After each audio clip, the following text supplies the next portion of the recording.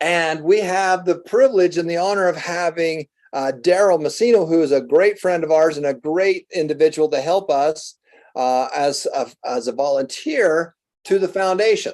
Now, one of the things we want to do today is we want to do a case study, and a case study is a deal that they have done together, and we're going to analyze it. We're going to look at it. We're going to see how they did it, how they found it, how they got it funded, and how they're going to make some money on it, and what they can do next with it. So remember the 5 steps to financial freedom. One is to learn how to make more money. Most people do that with their job. You make more money by adding more value, by solving bigger problems, and by studying successful people. 2, you need to separate your money. You need to create systems. The reason the systems are so important is because my companies had all kinds of systems. We had millions and millions of dollars that went through our system. You're creating a small system to run your own family, but as you get into businesses, we need systems, systems. McDonald's runs on a system. All these fast food groups run on a system. It doesn't burn. The French fries never burn because there's a system in place. That's what we want to be able to do with you. Number 3, you got to give some of it away. You got to give some of that money away, and that's so important to be able to do. Number 4 is to automatically invest. 5 is to save and spend. And there's a whole thing, there's a whole download in the system where you can go to that's called How to Manage Your Money on One Piece of Paper, how to cash flow your money on one piece of paper. And that's in the download section in the courses section. Now, when you do all of this, you want to start doing this, and you want to start putting money aside. You want to do the wealth formula. The wealth formula is very simple. You do this every time you make money. You have money that comes into your investment accounts, your long-term investment accounts. When you do that, we do this over time. This isn't short term. We're building a foundation. We're planting deep roots for our money trees. We want these apple trees, these money trees, to produce fruit for decades. It takes time to grow a really good tree. Okay. And then we want to increase the yield. We want to be able to have it make more money, go up more in value. We're not traders. We don't trade. We don't speculate. We invest, and we invest in good companies. Now, the last part right here is multiple streams of income or side hustle. You need a side hustle. You need another way to make a chunk of money, because most of you have just enough money from your job to live. Inflation around the world is hurting you badly, because the money you make from your job, by the time they take the taxes out and everything else, is not enough money to be able to live on. Expenses are going up because the governments of the world can't balance their budgets. So they just print more money. And you aren't making a lot more money at your job to even keep up with the added expenses. That's why we have to do a side hustle. You need another chunk of money to come into your world. And we're going to be talking about that. Now, what's these extra chunks? Well, we're going to talk about your money orchards. So I have bought and sold and managed millions and millions and millions and millions and millions and millions and millions of dollars worth of real estate. Real estate is what founded and funded this foundation. My wife and I started buying real estate. I started buying real estate when I was in my early 20s. My dad taught me about real estate when I was a kid. Robert Allen showed me the system. The thing that he did for me more than anything else at the Nothing Down seminar was he showed me that it was possible. There's 50 Nothing Down techniques. We spent a whole day just going through all 50 of them. And I believe it. It's possible. It's possible. That's the biggest thing I've got to get through to you, is that it's possible. It's possible that you can do this. Okay, it's possible. And other people are doing it. And follow the recipe. You know, if grandma shows you the recipe to build a cake and you build a cake exactly like grandma showed you, you should be able to build a cake almost as good as her, but pretty dang close. Okay. So we need to work on our side hustles, extra hustles, real estate, the internet pieces, the small business, multi-level marketing. It doesn't matter what it is that turns your crank, but you need to do many of these. Start with one, focus, get it up and running. And then maybe another member of your family might be more interested in doing one of the other streams of income. Okay. So that's why that's so important. Now, today we have Daryl and Maria Catherine on with us. And I first of all, I just want to thank these two for being so helpful in kicking off and helping us get this foundation up and running. Can you imagine sending out thousands of financial rewards on a weekly basis? How do you do that? How do you actually do that? Well, Daryl has been very helpful to figure it out. Melody Ledesma was just fabulous. She's the queen bee. This wouldn't have started without Melody. She's been so helpful to be able to get that off the ground. Daryl and his wife have been so grateful. But I was talking to him the other day, and I'm saying, Daryl, have you got any kind of a real estate deal?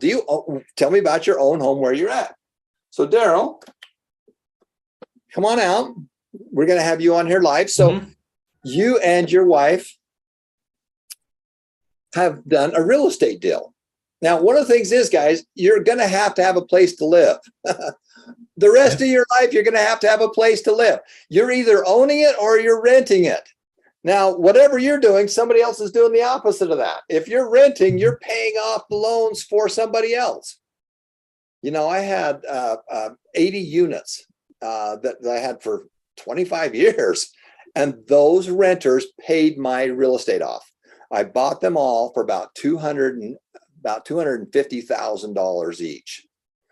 They went up in value to over 500,000. They doubled in value. Rule of 72. 72 went up about 3% a year. Some years they went up, some years they went down a little bit, but over time they went up and they doubled in value. So they went from 250,000 to 500,000. Now, who made the payments on it? My renters. So I had loans on there for the 250, but as the renters paid them off, all the loans went down to zero. Okay, they went down to zero. So now I have a property that is free and clear. I own it outright, and it's gone up from 250,000 all the way up to 500,000. That's a $500,000 profit just in that one property. So if you're going, well, that's pretty good, but we had 20 of them. Okay, so that's how we build a lot of the wealth. And then we took that wealth and we've put it in with other stuff. So we're still investors, but I wanted to spend most of my time in the foundation. So we do a lot of things with private equity where I go in with other partners, and we do big shopping malls, we do commercial properties, big apartment complexes. So I'm still very active in the investment world, but my time is now in the foundation. And so we took some of these properties and we put them into, to work with other partners on it. And then we took some of those properties and put them into the foundation. The foundation was funded with real estate. And I'll tell you more about it in a future one, but it was all funded by real estate. And with Berkshire Hathaway stock, there's $3 million into the foundation. That value goes up and down, and especially as we spend it and give it away, as it goes up in value, we take that money and we give it to you. When we give it to you, you start investing with that money. That's the key. That's what we're doing. Okay. So now I was talking to Daryl, and I says, well, Daryl, tell me about the situation where you live. Tell me about real estate there, because I bought real estate in America and different places in America. I've had it in many different places in America, but I haven't done that much in foreign countries. So Daryl, you and your wife have a home right now, right? Yes. Okay. Do you own the home, or do you control the home with some kind of an option or a rent to own? It's kind of like a rent to own thing. We don't have any control yet, but it's a rent to own. As soon as we paid all the rents that we're paying, then we can acquire it. But will take us a long time. Okay. So let's talk about what a rent to own is. So what's happened here? Now, remember, there's two sides to this coin. There's the Daryl and Maria side, which is basically they're leasing it with an option to buy it at a future date. They're responsible to make the payments. I'm guessing you're responsible to do the maintenance, right? That is absolutely correct. So the owner that bought this property said, I don't want to have any hassle. So I'm going to make a deal with the Messinas that they can get into this property. They're going to make payments on it. The other guy still owns it. He still owns it, but you have the right to buy it sometime in the future. That's correct. They have the right to buy it sometime in the future. Now, from the owner's position, he did that with you because he doesn't want to ever see you again. He doesn't want to fix your toilets. He doesn't want to do your maintenance. He doesn't want to pay your taxes. He doesn't want to do anything. He just wants to own this and have you make sure that all those payments get paid. And you probably pay him a monthly payment. Is that right? That's right, monthly payment. And then what does he do? He makes the payments on the mortgage. So he gets all the tax benefits. And you are literally paying down the loan every month. Now, what he's betting on is that you won't stay there and you will leave. Yeah. Okay, that's what he's betting on. Because I've done the same thing. Because most people don't follow through. They don't follow through. So Daryl's got the right to buy the property at a certain price. But in order to do that, he's either got to come in and get all new financing and pay the guy off, or he can just keep making payments on it. And then 20 years from now or 30 years from now, the deal is that he gets to be able to buy it. Now, do you have the price that you need to pay for it? Is there a set price that you have to pay for it? Yeah. If we want to own it instantly, we have to pay 740,000 pesos. And that's really a lot. So 740,000 pesos is the purchase price, right? That's the purchase price. What is the property worth right now? Well, for the developments and for all the renovations that we got, I can sell it for like 1.4 million pesos. Okay, so you could sell it for 1.4 million is the resale. That's the resale.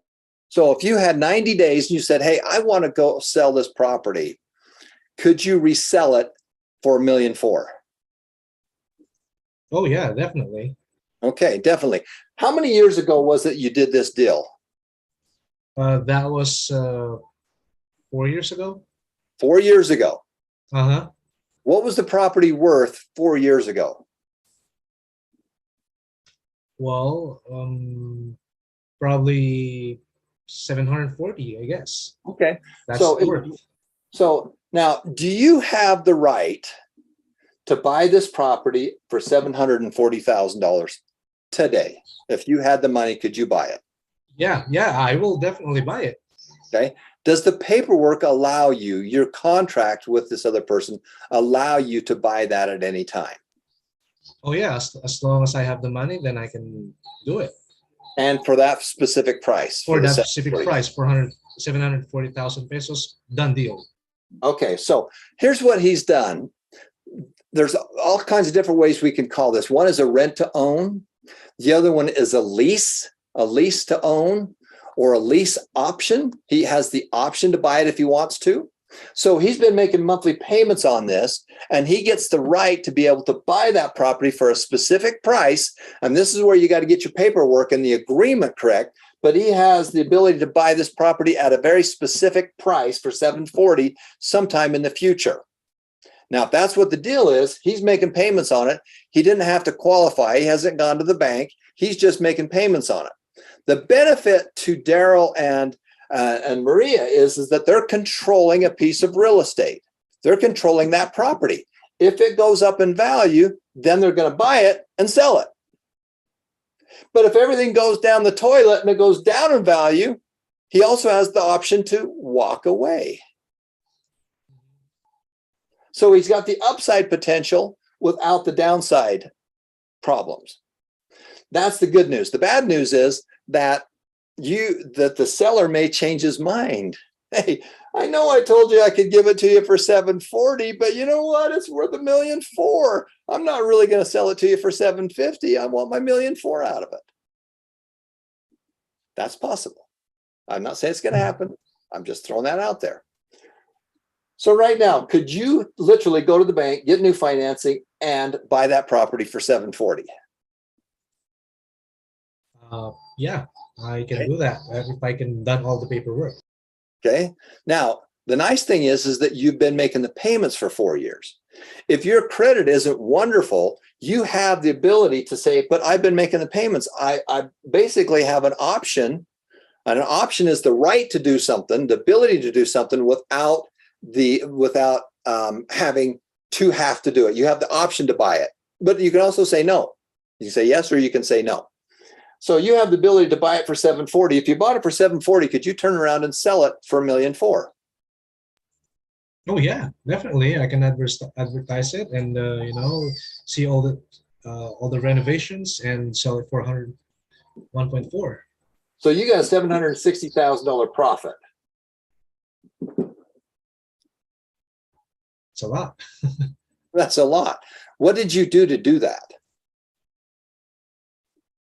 Well, if I can sell that for million. Yeah, but what was the brilliant thing that you did to do that?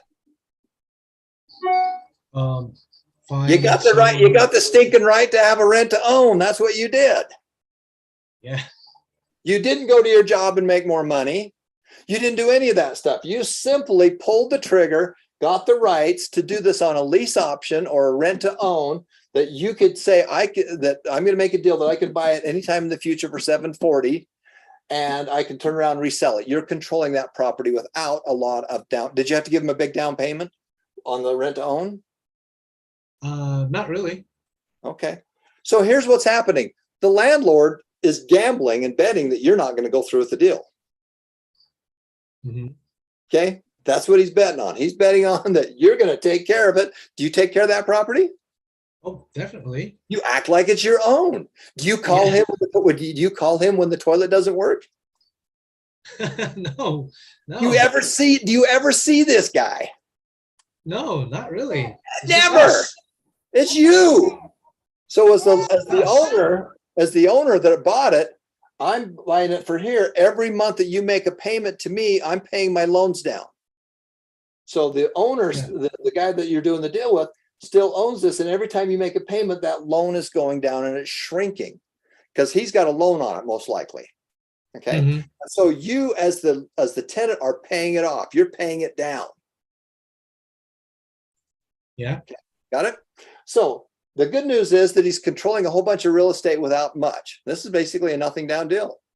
So when you go to the courses section and the downloads, and the free books, it's either in the download or the free book. There's one that's the 50 nothing down techniques. And this is one of the techniques, which is basically a lease option or a rent to own.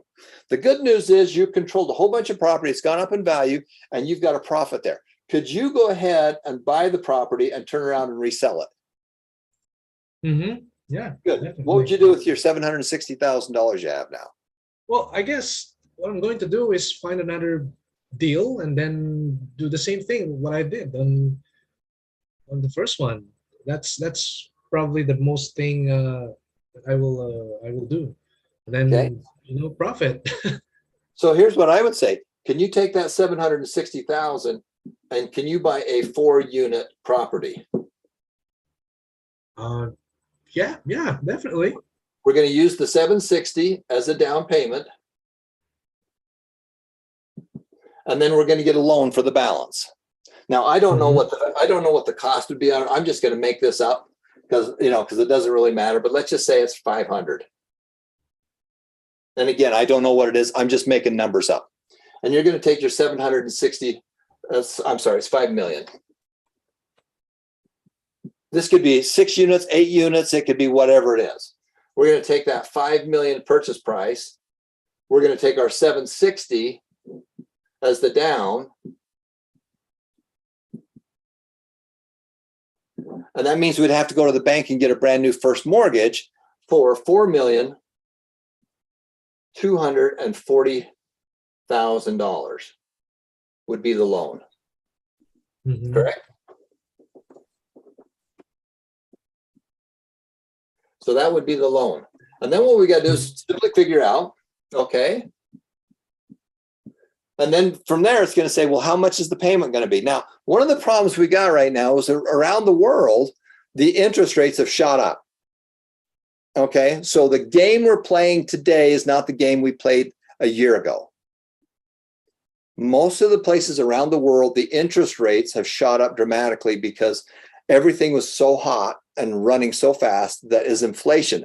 This property's gone from 740 to 1.4 in 4 years. It's doubled in value in 4 years. Rule of 72. If we want this thing to double in 4 years, what's the rate of return that it did. Okay. What's the rate of return? You simply take the number 72 and you divide 4 into it, or 4 times something equals 72. Well, it's not 15% because that'd be 60. It's about 17%. It's got an accurate 17% rate of return. Now, what's your rate of return? Did you put anything down on it? No. No, the property went up 17% a year. Did you put anything down on it? No. So what is your rate of return on this profit? It's infinite. Did you get that? Infinite, limitless. Yeah. This is why the rich are getting richer and the poor are getting poorer. You found a property, you've tied up the property, you have the ability to buy the property at this price. You're going to buy it, turn around, sell it. You're going to take your money and we're going to flip it into another property and do the same thing. And you could take that 760 and we can have 2 choices. We can go find a rental unit like this that we can do, or we're going to go find a deal and flip it. We're either going to farm it or we're going to flip it. So we can flip it. So we're going to find a deal and then we're going to find it and then we're going to fix it up and we're going to flip it. Now, right now, the pendulum has swung the other direction so hard that you're going to just start learning.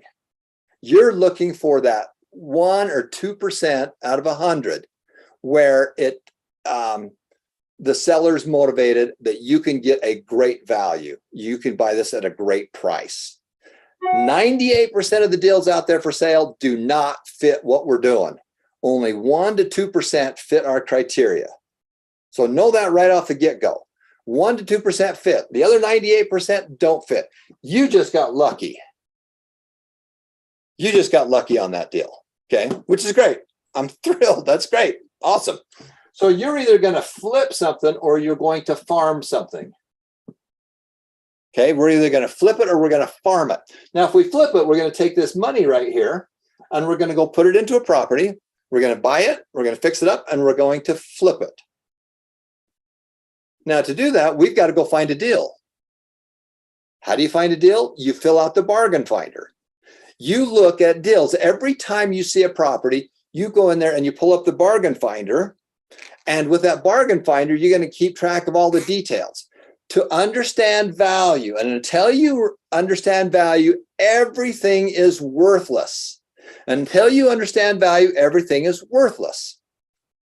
So if I was to go shopping with your wife there with Maria, and we were going to go look at shoes. Actually, I'm not going with her. You go with her. I don't want to go shoe shopping.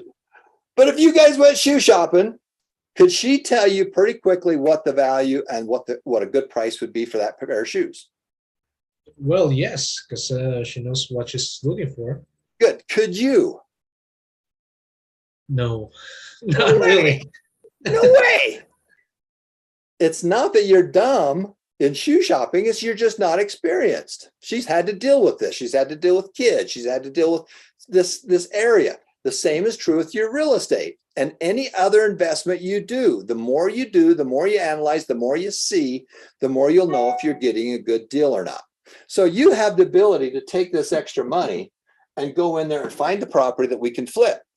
Or we can take that property, that cash, and go put it into a bigger unit. Which means farm. Farm it. Yep, we're going to either flip it or farm it.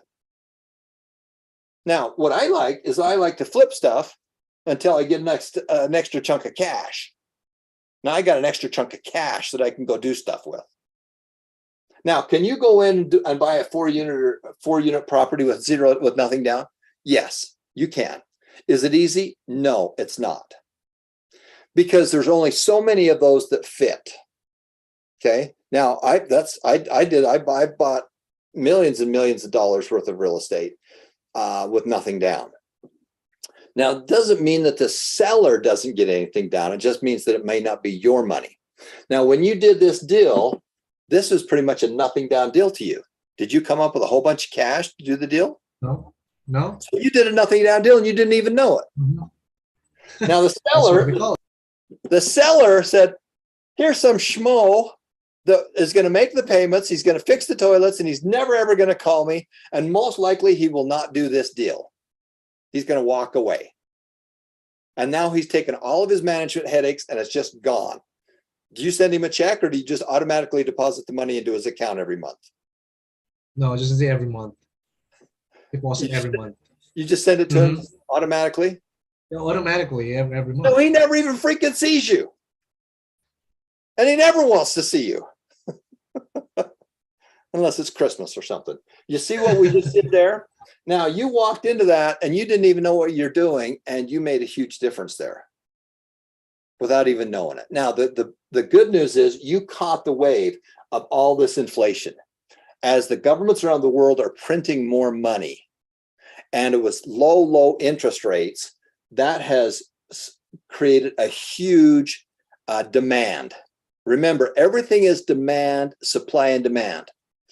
So, you know, if I've got these 3 markers, and that's the total supply, there's only 3 markers. You know, you could say there's 3 houses, there's 3 markers, and there's 10 people trying to buy those. What happens to the price?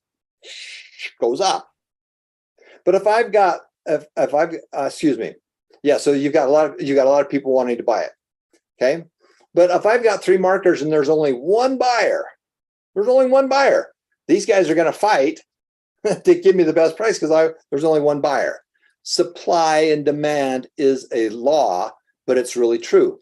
And so as you look at what's going on around the world, the governments around the world have been playing games with the interest rates. And right now, 4 years ago, the interest rates were low. So that was a good deal. And that's probably one of the reasons why the value's gone up so much. Now that rates have gone up, it's harder for people to get into that deal and qualify because their payments have just doubled. As a result, the pendulum, you know, you remember on these old clocks, these grandfather clocks where the pendulum would go back, you know, back and forth. Yeah. The pendulum has gone so far over here that now the governments around the world have got in a panic because inflation is too high and it hurts so many people because you guys can't pay your bills because of inflation. Your job hasn't made you more money, but your inflation has. And so they put in things by increasing the interest rates. And so the pendulum's going the other direction. Okay. It's slowing down. So you got lucky on this deal. Going forward, you're not going to have that same kind of a deal.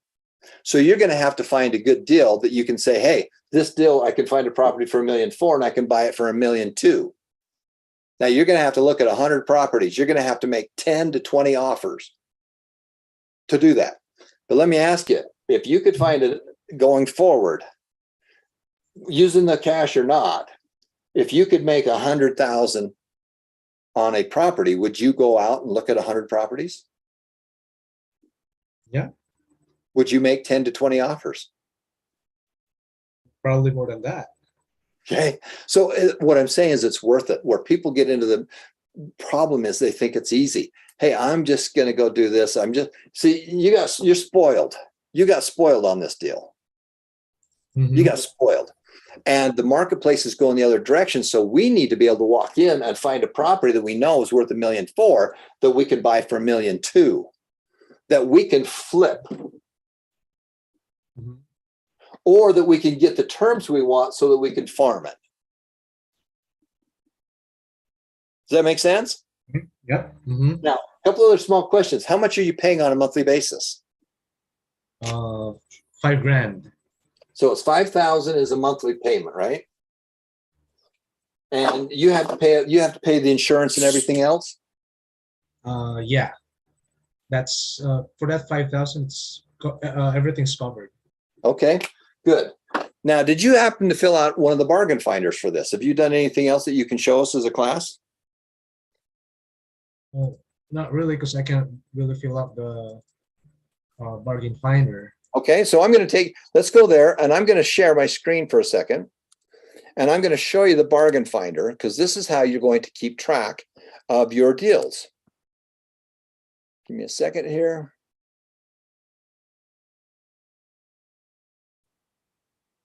So when you come to the successandmoneyfoundation.org, you're going to come here to the courses section. We're going to go to the free downloads. So here is how to manage your money on one piece of paper, how to cash flow your money on one piece of paper. Then this one is the find it, fund it, farm it. Okay, the find it, fund it, farm it. So if we're going to be looking at other properties, how are we going to find it? What are the finances on the find it? What is the fund it? How are we going to buy it? And then how are we going to flip it? But the big piece to start with is right here, which is the bargain finder. Now, this bargain finder was created by myself and Robert Allen when we took the people out of the unemployment line in St. Louis, which is the book that was written is called The Road to Wealth. We've also renamed it called The Challenge. So as you're out there looking at property, the first thing you do is you're going to go here and you're going to print up a whole bunch of them. You're going to go print 100 of these. And then you're going to 3-hole punch it and you're going to put it into a binder and you're going to put it in the car with you. And every time you talk to somebody, every time you see a property, you're going to fill one of these out because I want you to start learning value. Until you understand value, everything is worthless. So here's the find it right here. So we're going to find it, fund it, and farm it. Those are the 3 steps. So on the find it, this is a place where we put the name of the individual that has the property for sale. Do they own the property themselves or are they a real estate agent? Okay, that's a big deal to understand which one they are. The square footage of the property or the square meters and how old it is. Now, again, what we want to do is we want to start learning value. We want to start learning what is a good deal and what's not a good deal. Keep track of the address, the number of bedrooms, the number of baths, the city where it's at. Does it have a carport or a garage or nothing? Tell me about the neighborhood. Is it a good neighborhood? Is it a good school district? Do we have, is it very desirable to be there? Now, if you cannot walk down in the neighborhood in the middle of the night and not be scared to walk down there, if you cannot walk down the neighborhood at night, you have no right being in that neighborhood. You got to get it. You got to go to a different neighborhood. Okay, so neighborhood's a big deal. Is a brick or frame, the phone number or the email of the individual and other. So one of the first things we're going to do is we're going to start keeping track of all these properties because we want to find the good deal. So in this particular one, we've got all this information. And then from here, we're going to start asking some questions. So one of the questions we want to ask is, why are you selling? Remember, out of 100 pieces of real estate, only 2 to 3 of those fit our criteria. The rest of them don't. So we want to be able to find the good deal. So why are you selling? Now, if they're selling, again, we're looking for that 2 to 3%. Why are they selling? And, they're going to tell you why they're selling. What's the motivation? We're getting a divorce. We're splitting up. We've got a new house. Are moving to a new job. Why are they doing it? Now, why do we want to ask these questions? Because your job is to be a problem solver. Remember step number 1? Solve more problems, find more problems to solve. So we're going to ask them why they're selling. And they might not tell you, but hopefully they will. Now, the second one is really kind of an interesting question. What are your plans to do with this property if it doesn't sell? They're trying to sell it, but if it doesn't sell, what are the plans? Now, if you're working with an individual, that's really easy to ask these kinds of questions. If you're working with a real estate agent, their job is to be the middle people and not get you together with the seller. So when you're getting started, I like to work with for sale by owners. I like to just work with the individual seller because my job is to help solve their problem. So, if he says, well, my plan is that if I don't sell it, I'm just going to rent it out. Well, would you rent it out to us on an option? Oh, would you rent it out to me? I will, and I want the ability to you're going to rent it out to me on a lease option, and I want to be able to buy it sometime off of you for a specific price. And what I'm going to do is I'm going to go release it to someone else. Oh, that might be an interesting idea because he's just told us, hey, if it doesn't sell, I'm just going to rent it out. Okay, good. Now, any offers, in order to get a property accepted, you have to write an offer. And that offer could be on the first thing is the word would you. Would you? So you're going to say, would you take this or would you take that or something like that? So that is kind of an offer. It's a verbal offer. Eventually, we want to be able to give them a written offer. But the vast majority of the properties for sale do not receive an offer. Now, that wasn't that way a year ago, but as you're starting to see the real estate market go the other direction, we're looking for bargains. We're looking for deals. And so we want to know if there's been any offers on the property. Hey, we got 5 offers on it. Okay, well, great. Well, that's probably interesting to know. If they've got no offers, that's helpful. Next question is, how long has this property been on the market? Has this property been on the market for 3 days, or has it been on the market for 3 months? The next one is the most important part of it, the value. What is the resale value? If I was to buy that property today and I wanted to turn around and resell it, what could I sell it for? So right now, his value is $1.4 million. That's what it is today. But when he bought it, it was probably $740,000. You were just buying it at the market, most likely. So the value is $740,000. So as you're trying to do a deal, there should be a difference between the value and the price. So if you're trying to buy this property and the value is $740,000, you want to be able to buy it for less than that. Okay. If we're going to do this big deal over here and we want to keep a property for long term, the resale value on it is $6 million, and we want to be able to get it for a less price, because you make your profit the day you buy. You cash the check the day you sell. You make your profit the day you buy. You cash the check the day you sell. So that's the value. That's the resale value. And here is the price. Okay, this is the price that you're going to pay. So let's go ahead, and we're just going to make up some numbers here just so you can understand and see how this little system works. And again, I'm just going to use big, bold numbers because it's easier for us to be able to do the math on. So let's say that the resale value is $1 million. You can take off a 0, 2 zeros. It doesn't matter. The zeros don't make any difference. It's the strategy. We got people all over the world that when they hear the number $1 million or 100,000 or whatever, they just shut off. It's not the number. You can put your hand over some of the zeros. It's the strategy. But that's the resale value. If I wanted to sell it in 90 days, what could I sell it for? In this example, we're going to say we could sell it for $1 million. Now, what's the price? Now, on this particular case, let's just make up a number of 800,000. That's the price. Now, how did you come up to that number? Well, you looked at a lot of other properties. That's the price that we're trying to get it for.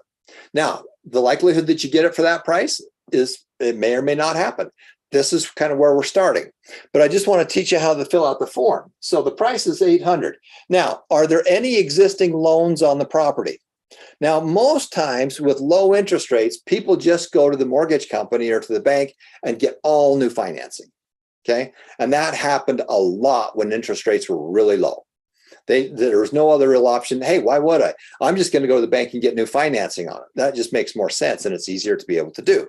Okay. So right here, we're going to say, all right, what's the price? What are the loans on it? Let's just say, for example, that there's $600,000 worth of loans. Okay. What is the seller's equity? Guys, tell me what the seller's equity is. In fact, throw it into the chat. What is the seller's equity? And it's basically, it's not really profit, but it's really what is, if they sold it to you for 800 and they owe 600 on it, how much is their value right there? The equity is 200,000. That's what we call the seller's equity. Okay, so that's part of the bargain finder. That's part of the bargain finder. Now I'm going to go back and show the bargain finder again for you. All right, so there's the equity, is the $200,000 worth of equity. So if you're trying to buy this property, and those are the numbers right there, the next kind of question that we want to do is to look at the down payment and the balance. All right, so let's do that, and I'll do this in kind of big numbers. And you can unpin Daryl for just a second so it's easier for people to see the numbers here. So the next question is, what's the down payment? Now, is it possible to do a deal with nothing down? Sure. One of the easiest ways to do is bring a partner in and use their money. Okay. Now you're saying, well, that doesn't really make sense. Well, I've worked with these guys that do billions of dollars worth of transactions, and they bring partners in for the down payments on deals. and they just make they make 20% of the profit just by doing the deal. Okay, so let's say that the down payment was 50,000. Okay, that's the down payment right there. So the equity to the seller is that much, and the remaining balance is 150.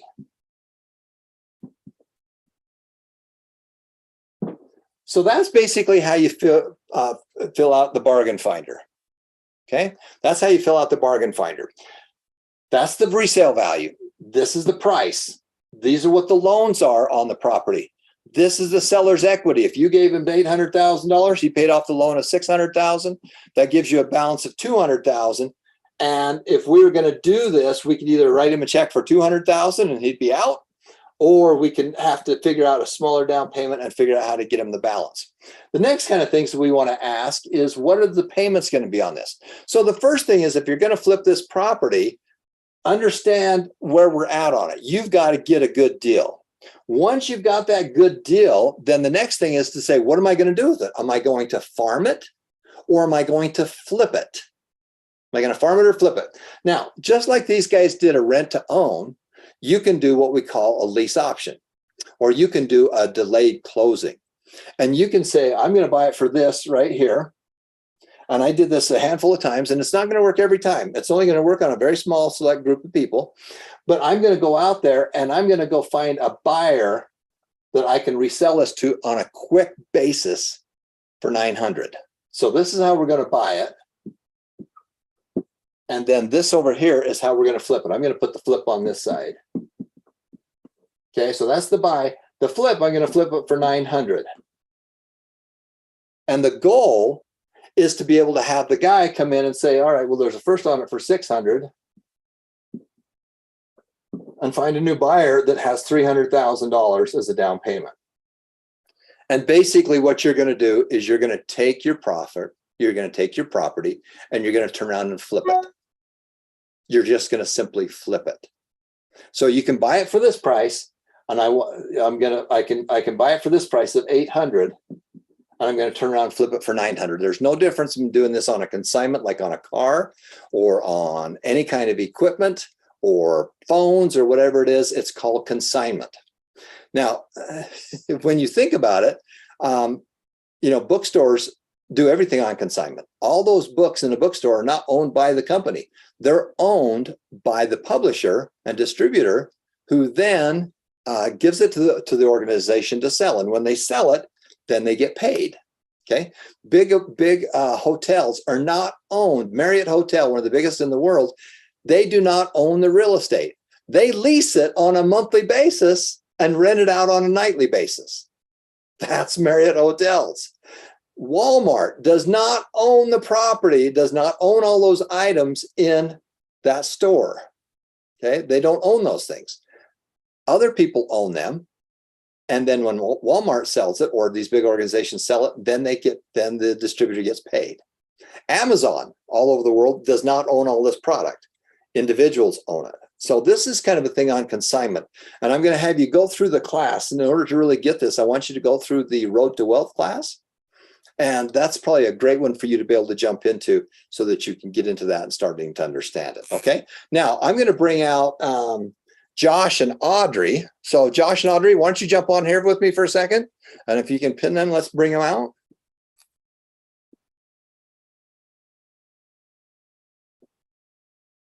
They're probably going, no way, I don't want to do that. All right, let's pin those guys if you can.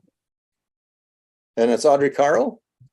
All right, we have some basically newlyweds, right? How long you been married?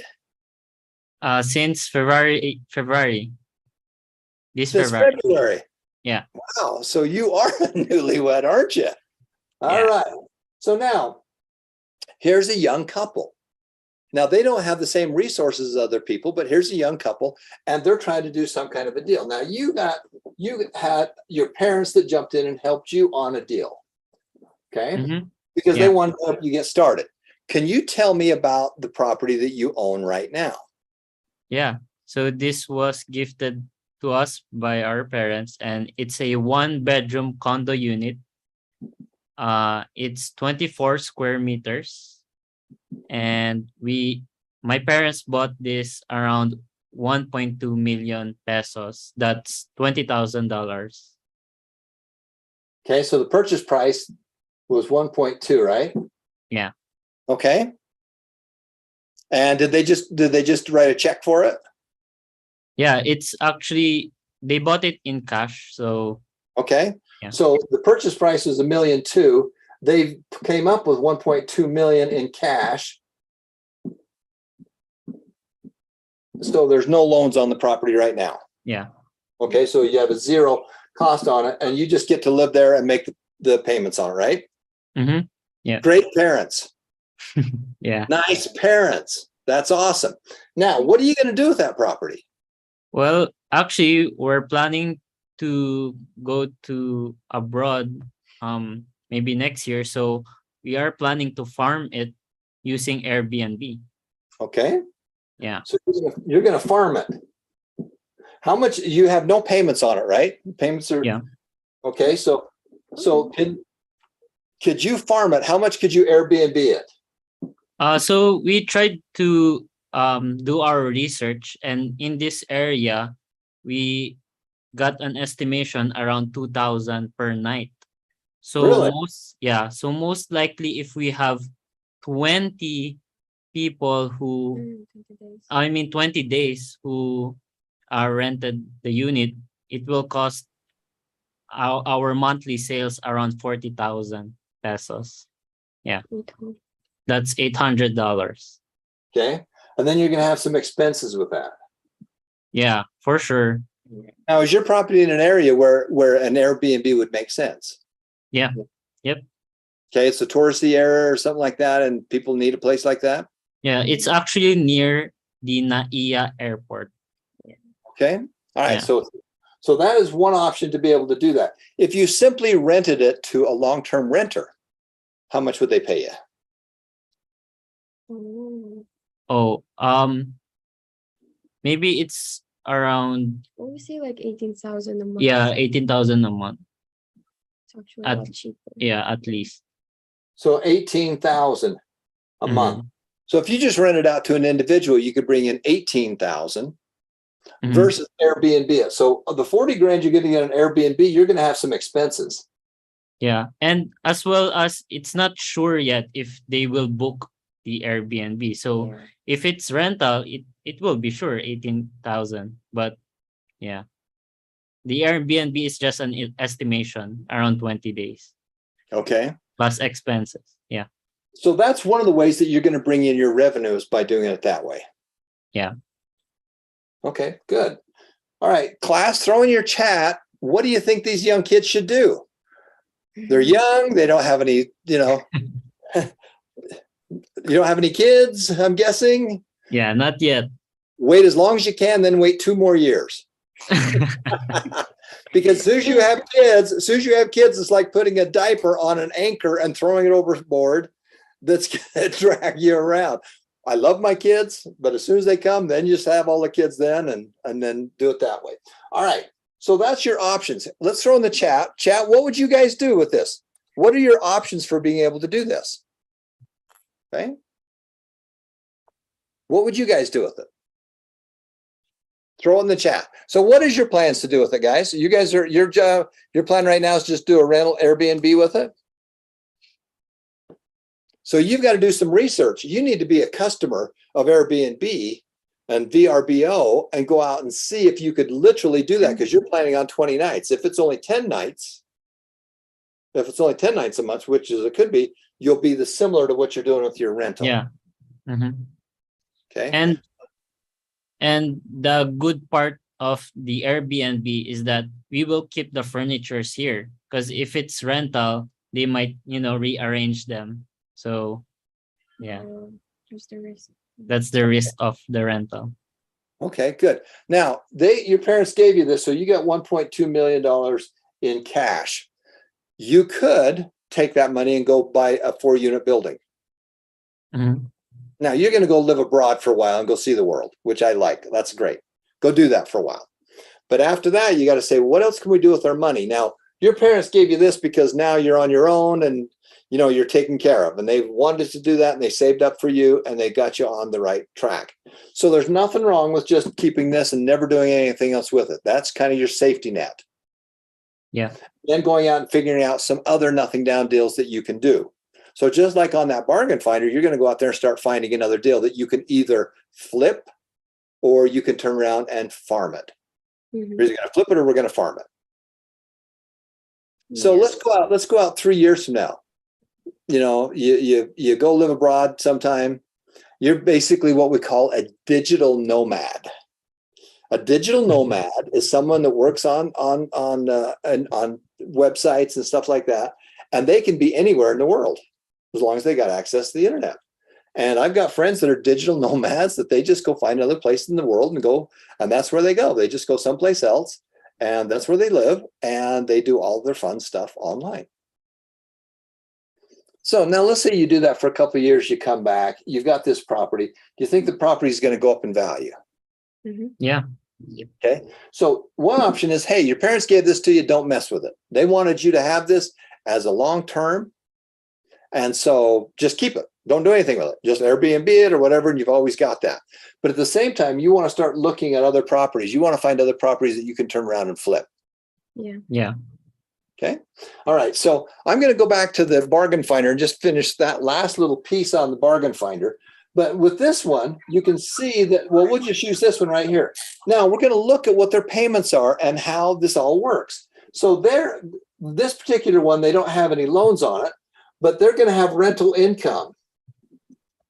They're going to have money coming in on a monthly basis, but they're also going to have some expenses. Taxes. You're probably going to have to pay some taxes. You're probably going to have to pay some utilities. Even if you rent it out, you're going to have to pay some maintenance. If people rent your property, it's usually because they can't buy themselves or there's something else that's going wrong with it. Okay, there's going to be maintenances. There's going to be all these other expenses. So that is your total cost.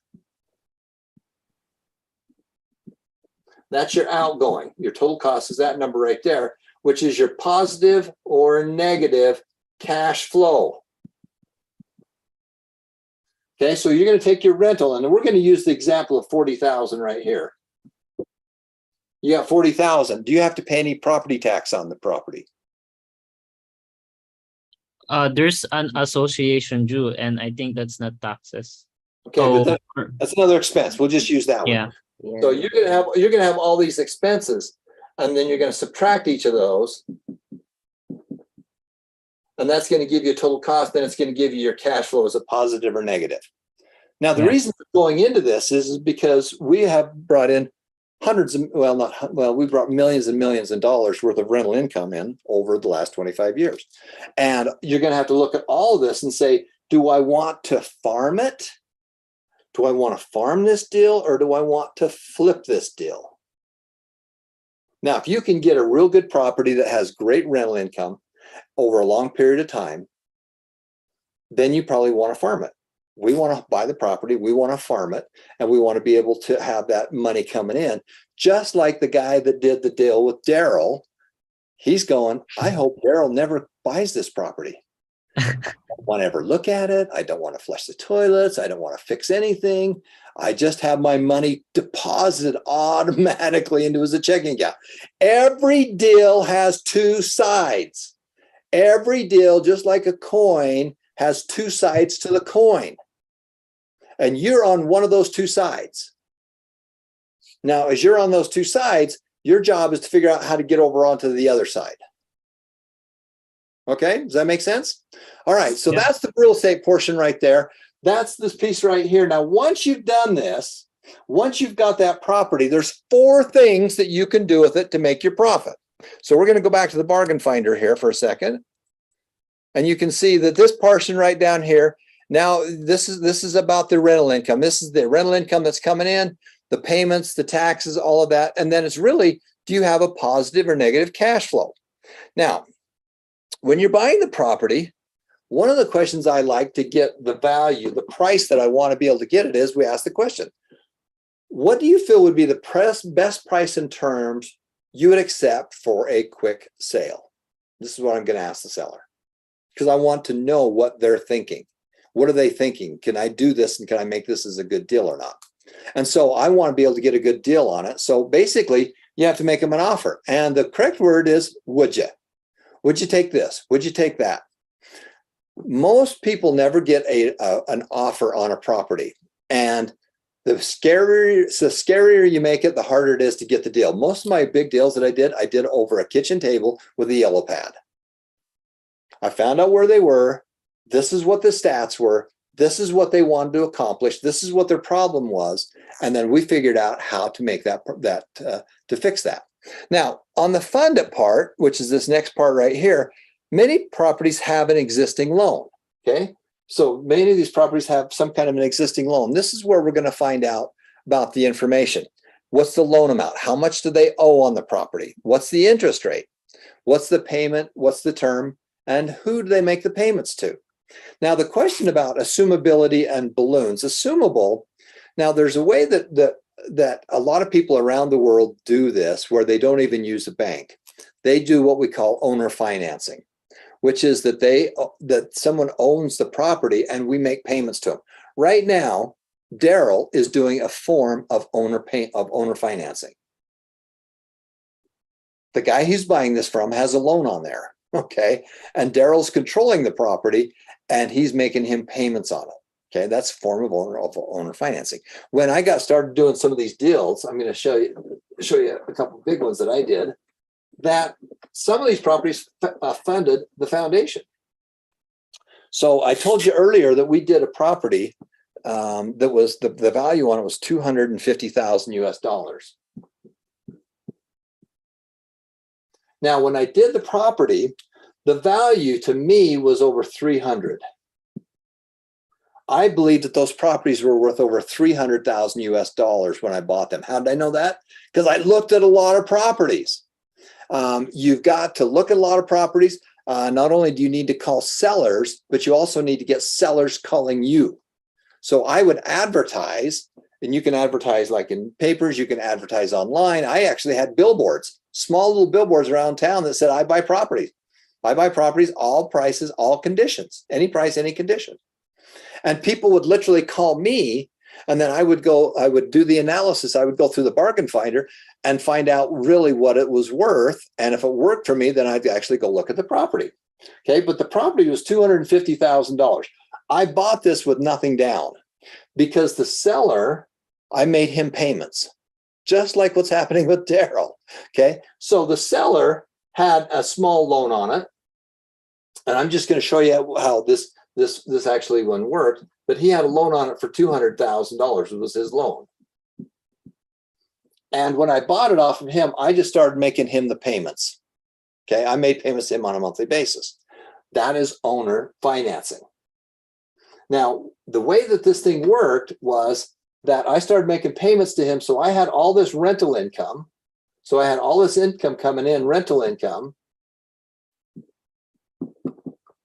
I had all the rental expenses, and then we had a profit or negative number for cash flow. So when we bought these properties, we were able to buy them with nothing down because what he wanted was the payments on them. He wanted those monthly payments. Now later, the interest rate and the deal got better, so I went to the bank after I'd owned them for a couple of years, and I got brand new financing because now I'm the owner. I'm not buying them, I'm refinancing them. I'm refinancing them to get a better rate. And so what happened with these, I'll give you the shortcut on it, is that these properties here, we bought them for $250,000, and this is kind of reviewing it, but over a 24-year period of time, these properties went up in value. And they went over for $500,000. Now, all this time, we had a loan on them. We were making payments on the loan. And the cost, the loans went down to zero. They started at $250,000 and then they went down to zero. So what is my profit? Well, my profit's everything in between there. My loans are zero. My value is 500. So what's our profit on that property? Well, over a 25-year period, that property was $500,000. I bought it for $250,000. The renters made me the payments. The payments paid the loans until the loans went from $250,000 down to zero. The property went up in value and went from here all the way up to $500,000. So my net profit is $250,000. And we had 20 of them. That's one of the ways that we founded the foundation, was because we made money off of it. Okay. That's how it all worked. And that's what you're going to do through the rest of your life. You're going to buy properties. Now, I'm going to tell you the crazy thing about this property is that it is only going up 2 to 3% a year, and it took 25 years for it to double in value. With the craziness of what the government has done with interest rates, just like Daryl's property went from $750,000 to $1.4 million, guess what happened to these properties in 4 years after I sold them? After I sold them, they went up to $1 million. And that happened in 4 years. Now, I took all this cash and I put it into other investments, so I don't feel so bad about that. But that's how we built wealth. And that's what you're going to be doing too. All of you are going to have a place to live. We want you to find a way to be able to do it so that you can make money on that property. Now, we're going to talk some more about that in the future. We're running out of time right now for today. But your assignment is to go to the Success and Money Foundation, go to the courses, and then I want you to go to the real estate courses. There's a bunch of really good classes in there. I'm going to show you where they're at. So that's the bargain finder that you're going to use. And then when you find a property, once you buy it, you're either going to sell it, keep it, refinance it, or trade it. There's 4 ways that you can make money on it. And so that's the piece there. And what I want you to do is I want you to go to the site, and I want you to go through some of these wonderful classes. So here's our courses. Let's see, got to log in here. Sorry.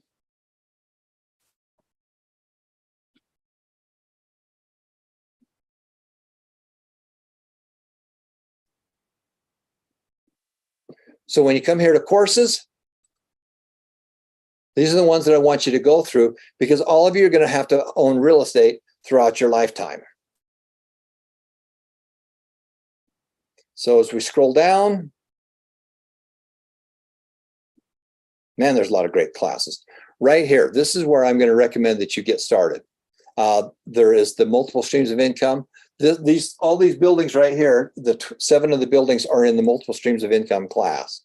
That is a great one to be able to go through, is that one right there. Okay, so that's probably a great place to get started and go through there. All right, that's the big piece that I wanted to talk about. The Make More Money with Real Estate down here at the bottom. There's one that's called The Road to Wealth. That's the one where we took the people out of the unemployment line. The Real Estate Launch by Robert Allen is incredible. My other mentor, Mark Harrelson, wrote How to Wake Up the Financial Genius Inside of You. This is the book that I read when I was in college, the first book I ever read about real estate. And Mark Harrelson actually owned the apartment complex that I was living in. I was up in Rexburg, Idaho. He owned that property. And he brought a case of books. He was an author, and he was playing ping pong with all these guys. I walked into the office for some reason, and there's a case of books. And he brought up a case of books to give to the students. And that was the first book I ever read on real estate. My dad taught me about it, but the first book I ever read was that book right there. And that's why and I talked to him, and he's graciously allowed us to be able to give you that book as well. Okay, so that's what you got to do. We're going to say goodbye to our friends from around the world. Stay on here if you're going to be on here live, but we're just going to say goodbye to our Facebook friends. Then we're going to come back and we're going to give some money away. All right, so we'll be right back in just one second.